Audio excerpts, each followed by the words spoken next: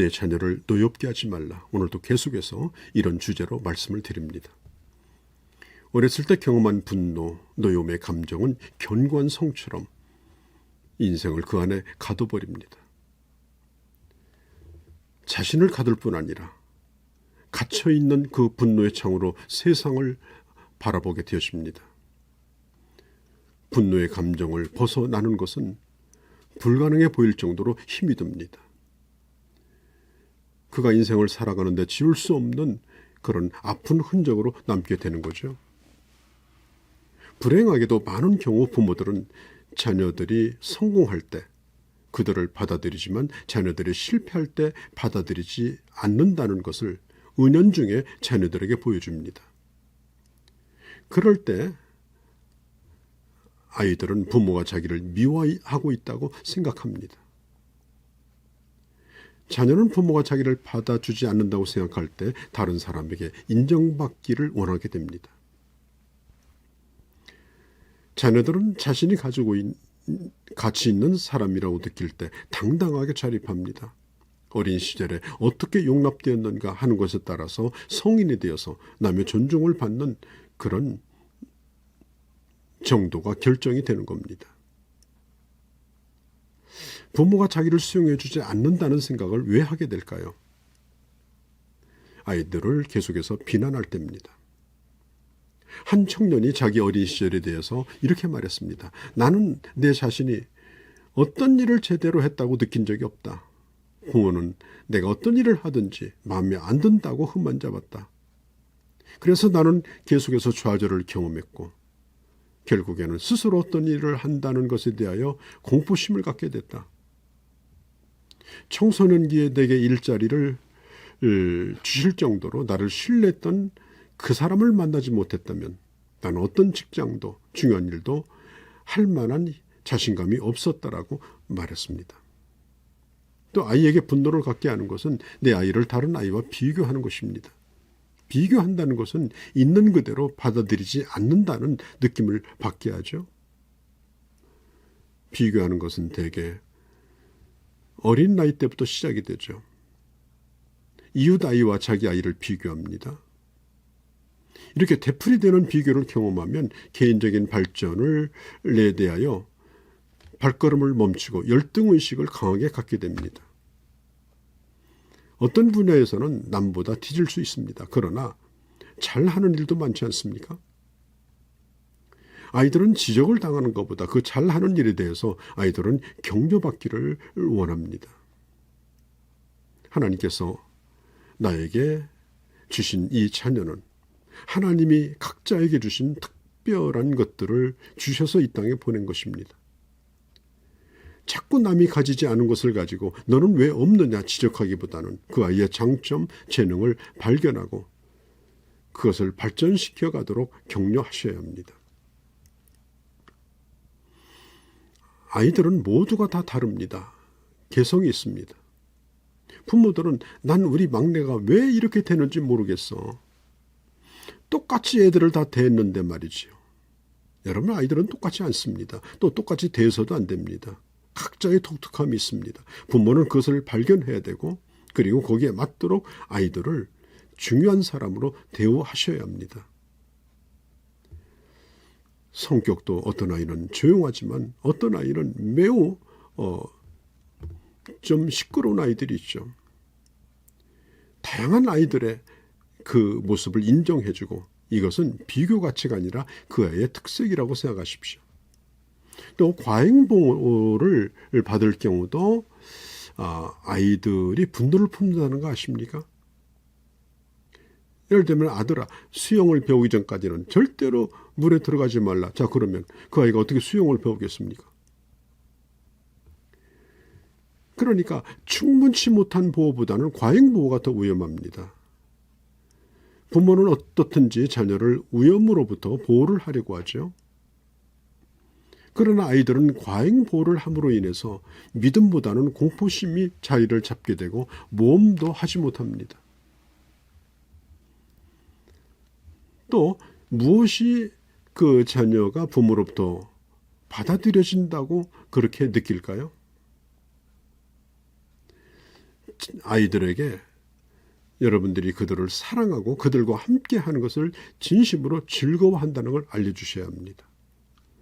우리 어머니 아버지는 나하고 노는 걸 가장 즐거워하셔. 나와 함께하는 시간을 가장 좋아하셔. 그렇게 느끼도록 해주셔야 되고 또 그렇게 말해도 좋습니다. 아이들은 부모의 그 감정을 금방 알아채립니다. 그래서 짧은 시간이랄지라도 아이들과 함께하는 시간을 정말 귀하게 여기고 좋아하고 즐기는 것.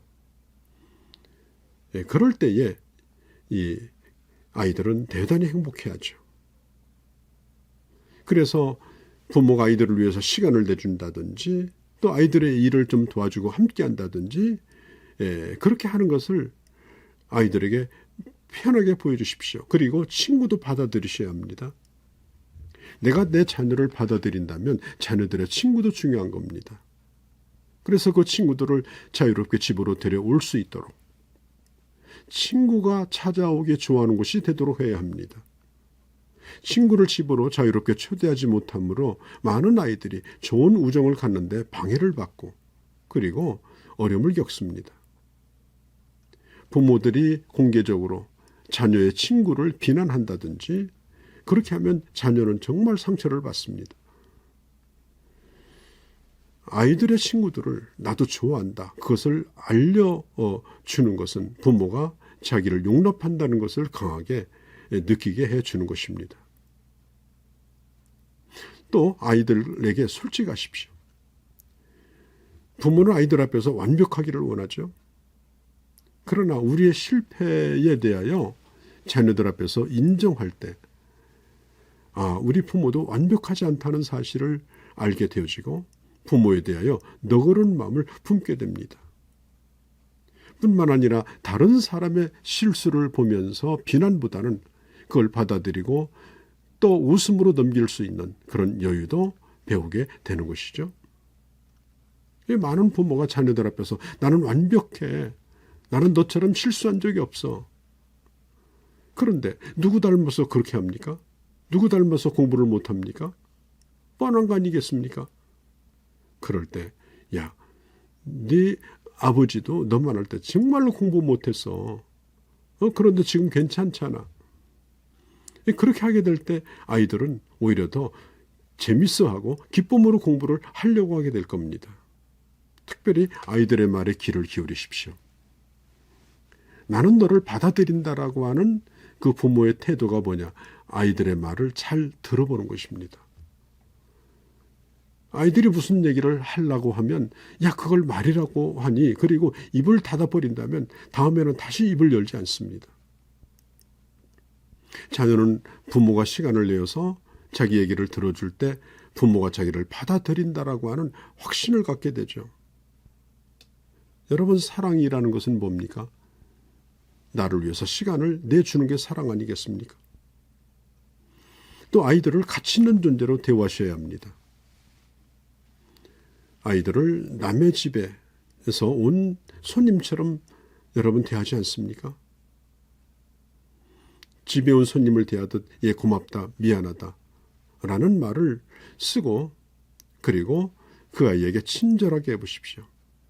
아이들은 부모가 자기를 존중해 준다라고 하는 그런 느낌을 받을 때에 그 아이들은 대단히 행복해하고 그리고 그 아이의 자아가 아주 건강합니다.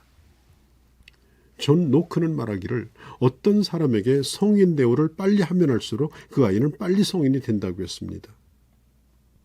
아이들은 그들이 받는 대접에 걸맞게 살 수 있는 그 능력을 아이들은 스스로 가지게 됩니다.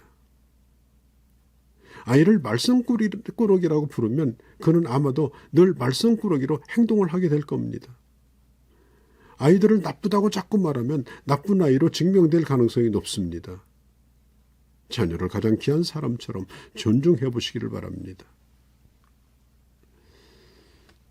자, 이제 아이들은 부모로부터 받아들여지고 있다고 느껴야 비로소 다른 사람과 하나님으로부터 받아들여지고 있다고 느끼게 됩니다.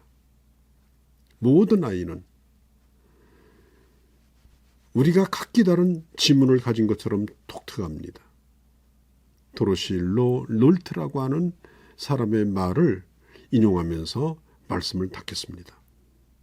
꾸지람 속에서 자란 아이는 비난하는 것을 배우고, 미움을 받으며 자란 아이는 싸움질을 배우고, 놀림을 당한 아이는 수줍음을 배우고, 창피를 당한 아이는 죄의식을 배우고, 관용 속에서 자란 아이는 참을성을 배우고, 격려받으며 자란 아이는 자신감을 배우게 되고, 칭찬을 들으며 자란 아이는 감사를 배우고, 공정한 대접을 받은 아이는 정의로움을 배우고, 인정을 받으며 자란 아이는 자기를 사랑하게 되고, 인정과 우정 속에서 자란 아이는 온 세상의 사랑의 충만함을 알게 된다라고 했습니다.